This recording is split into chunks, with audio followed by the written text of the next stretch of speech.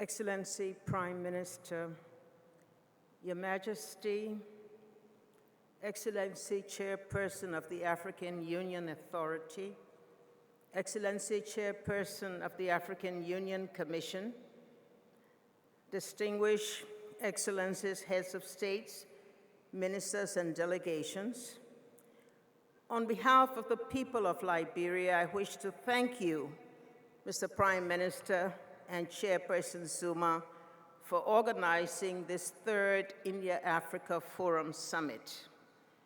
We wish to express profound gratitude to you, Mr. Prime Minister, and to the government and people of India for the very warm welcome and hospitality we have received since our arrival in New Delhi. This summit forms part of a series of historic processes and events scheduled this year that will determine the state of our world in the next several years, the world that will be bequeathed to future generations. This year, the call for Africa's transformation under Agenda 2063 can be seen as a continental commitment to a bold departure from the past, a call for ownership and self-dependence, for value addition, for regional integration, and continental interconnectivity through infrastructure development.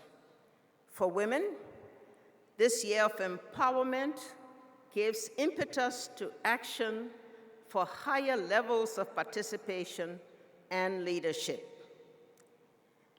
This year, the adoption of the Sustainable Development Goals, building upon the success of the Millennium Development Goals, is a call for global commitment to ending poverty, inequalities, and injustices, a commitment of governments to people, nation to nation, old to young, rich to poor, a commitment that recognizes the interdependence of nations, big and small.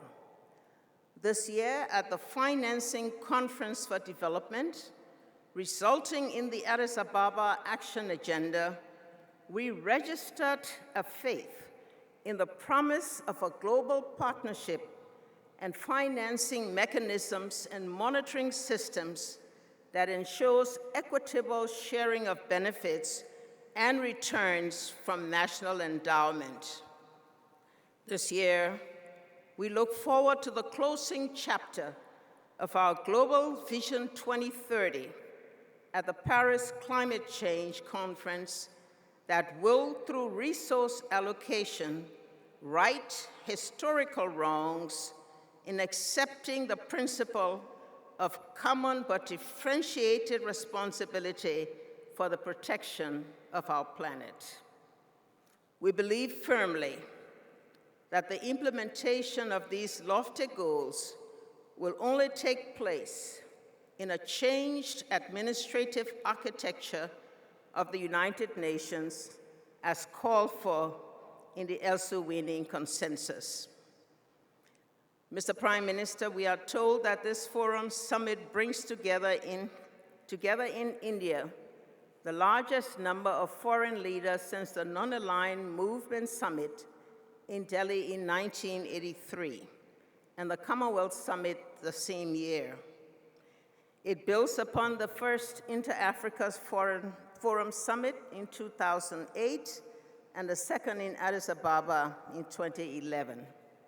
We take note that these summits have led to a deepening of the relationship between India and Africa, with significant expansion in trade, in private sector investment, and in bilateral programs and financing arrangements aimed at supporting development across all sectors, as well as capacity building and institutional development. We welcome the formation of the India-Africa Business Council which will promote business partnerships and joint ventures, thereby expanding investment and trade between Africa and India. We welcome also the commitment you made today, which will further the bonding of friendship and cooperation between India and Africa. Mr. Prime Minister, Liberia-India relations span over 6 decades of strong bonds of friendship and economic cooperation. Our countries have benefited from bilateral assistance in the area of public transport, education, and agriculture.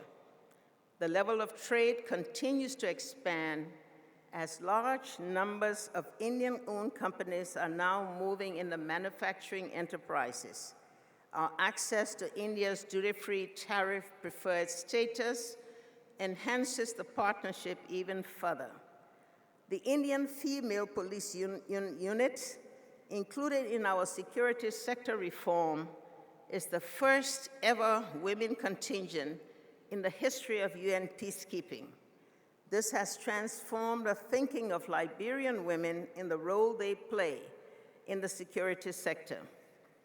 Mr. Prime Minister, we were pleased to welcome in 2009 the first visit of an Indian foreign minister in 38 years, along with the Confederation of Industry and Business delegation, which was followed by another ministerial delegation in 2015. Several of our ministers have had the pleasure to visit India between 2019 and 2013. I was pleased to have visited in 2013, where several agreement and bilateral instruments were concluded, and I was deeply honored to visit the site of Mahatma Gandhi and to have been conferred during the visit the 2012 Indira Gandhi Prize for Peace, Disarmament, and Development. Mr. Prime Minister, I wish to thank you and the government and people of India for the sympathy and support which Liberia received as we successfully combated the Ebola virus. We look forward to concluding on ongoing bilateral programs aimed at supporting Liberia and the other affected countries in building resilient health systems and meeting the challenges of post-Ebola economic recovery. Finally, as we prepare for the 10th World Trade Organization Conference in Nairobi, the first in Africa, Liberia wishes to thank all our sister African countries and India, as well as other partners who helped to put us on the fast track to accession. We expect to expand on the outcome of the trade ministers meeting in Delhi this week to build on economic and commercial cooperation at the WTO. Excellencies, I thank you for your kind attention.